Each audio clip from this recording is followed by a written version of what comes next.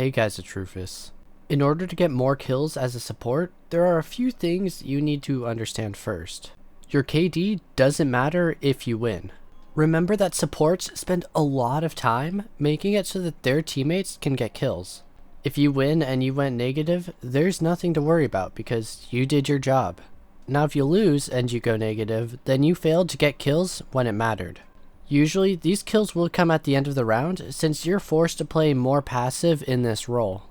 When the entry players fail to get kills, then it's up to the supports to pick up the dead weight. And because of this, supports are going to be in clutch situations the most. On both sides, you will usually be the last alive, and so when all of your teammates die, then it's up to you to try and clutch up.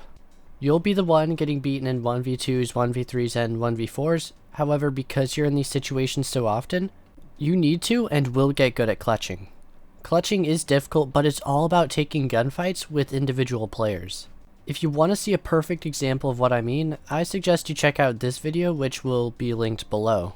The point of this though was to show that support players will usually get the short end of the stick. They usually have the worst guns and can oftentimes get screwed over by the failure of the team. Despite these disadvantages though, you need to focus on what you can control.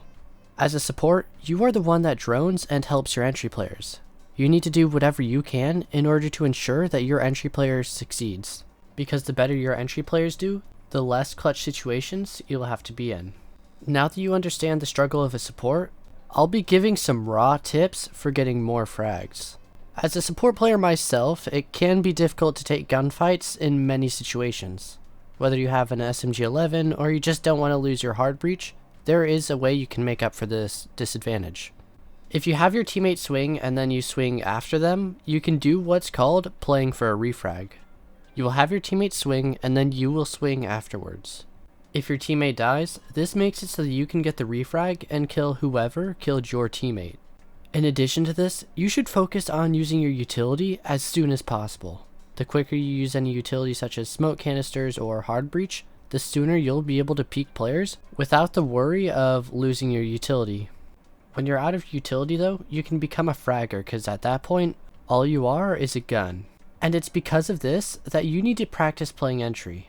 For example, I'll play a lot of entry operators in ranked because I need to practice my gun skill. As a support player, I take a lot less gunfights, and so having that extra practice in ranked really helps keep my gun skill sharp. By learning to play as an entry, I am able to step up and take control whenever is needed. This is useful for when your entry players die or if you simply just need to clutch around.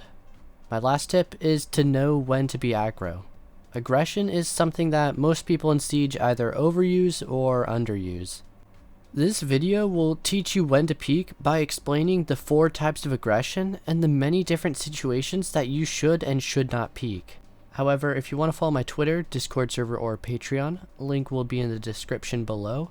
But that's all to say for this video, and if you learned something, give the video a like, and if you want to see more content like this, then subscribe. Toodles!